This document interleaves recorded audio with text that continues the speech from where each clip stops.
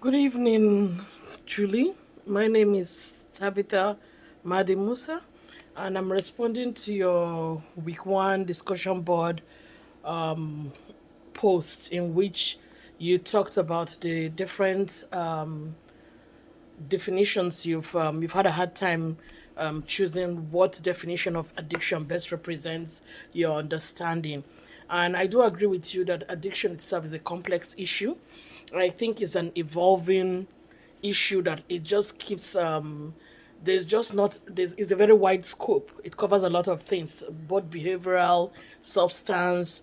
There's so many things with so many contributing factors. So I do understand and identify with you on the fact of what specific definition is the best definition. In my own situation, I felt like Dr. Smith really covered a lot because it was not just talking about it as a brain disease, but he talked about all the possible factors and life experiences that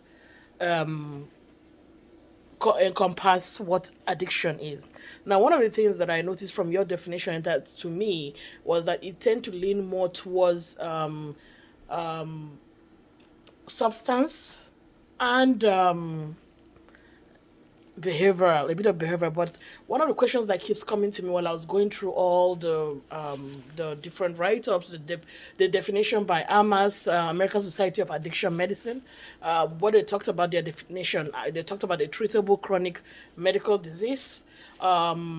And talks about the different factors that contribute to it. Now, one of the issues I think, and one of the concerns I have is that where is the line drawn for what constitutes addiction? As science evolves, as people evolve, as society evolves, where does the line stop? Does every little thing get to be thrown under the umbrella of addiction? Because there are many repetitive behaviors that might not be addictive. There are many reliance on outside influences that might not fall under addiction. I do understand that the DMS and other different organizations under psychology have been very, very specific and like trying to designate what addiction is or what is not. But while society evolves, where do we draw the line? Like, where do we stop and say, this is an addictive process, this constitutes addiction, and what stops, who gets to, I don't know. I have a lot of questions anyway, but I understand and also identified with what you said about how the possibility of some of the people being vulnerable because because of the addiction, the signs of brain diseases that is attached to the addictive process. That is, for me, I found it like while it's being described as a brain disease, and I understand that scientifically it makes sense.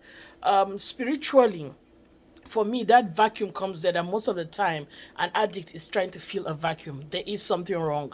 There is a disconnect, either to to the society, either to their family, either to their life experiences, either to their spiritual life. There is a disconnect. So while we can as Christians be able to bridge that gap to kind of bring people to a place of reconciliation, how do we handle those that are non-believers, like that you could be seeing that these are cases of maybe possible addictions, but they're not in a place where they're willing to go through that reconciliation process, or they're not even able to accept the fact that there is a disconnect, because one has to believe in a higher power for you to believe there's a disconnect. Just like one has to believe in the existence of the fact that there's a problem for you to be able to address it.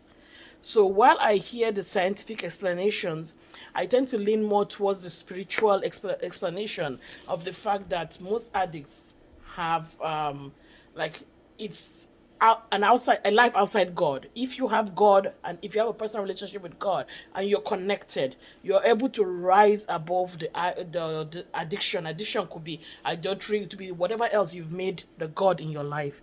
So for me, I'm coming from that spiritual while I understand the scientific, I'm coming from the spiritual aspect. I'm trying to find out. So my question to you is, understanding what you know about the spiritual aspect of it, how do you tie this definition of both genetic and environmental variables that contribute to the initiation of the use of addictive agents, and transits it to the use of addiction. So that means it becomes an addictive process. How do you tie that in and relate it with as a Christian helper? Like, how does this definition work with what you know that as a Christian, you know that there's a vacuum, there's a hole that you're trying to fill, there's a need, a longing, a desire, which could be filled by getting closer to God, developing a relationship with God, as against the explanations that have been given scientifically and otherwise. So I look forward to hearing your own viewpoint on that. Thank you very much. And I once again I enjoyed your write up and I like the perspective you came from. Thank you.